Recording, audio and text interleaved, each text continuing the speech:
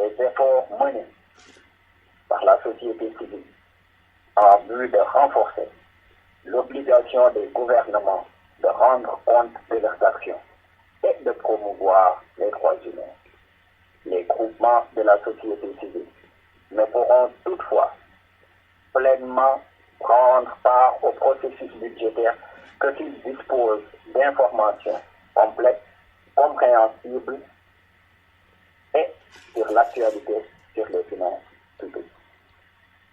Voilà, chers amis de la Radio Cocorico Internationale, ces quelques éléments pour nous faire comprendre la nécessité de la réactivation et de l'activation de la Cour de répression sur l'enrichissement illicite et la mise en place de l'OFNAC. Parce que vu nos maigres moyens, il est inconcevable qu'un ministre de la République, qu'un président de la République, un directeur général d'une société nationale, un parlementaire, un haut fonctionnaire de l'administration puisse s'enrichir sans conséquence aucune sur le dos des populations.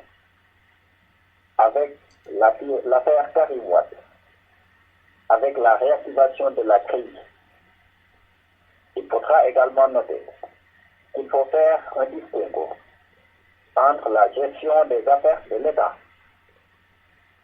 et la famille. Parce qu'à un moment donné, à partir de 2009, un fils d'un président de la République en fonction a eu à occuper un poste plus que stratégique, un ministère taillé sur mesure, qui accaparait toute pratiquement l'aide au développement, et ces pratiques sont à bannir, parce que nous avons un legs à donner aux générations futures. Et ce legs, pour qu'il soit effectif, ça passe par la bonne gouvernance, les pratiques de bonne gouvernance. Et ceux qui auront failli devront rendre compte. C'est devenu de nos jours une exigence citoyenne, la reddition des comptes.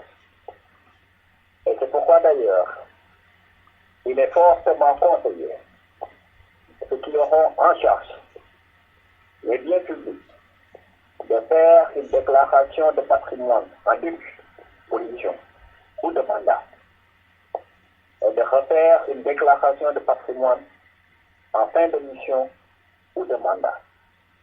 Cela permettrait d'éviter des choses qui se sont déroulées sous notre orbite depuis les indépendances et qui ont grandement freiné notre effort, notre développement économique.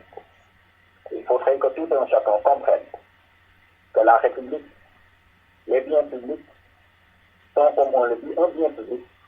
Donc c'est l'argent, c'est le bien de tout le monde.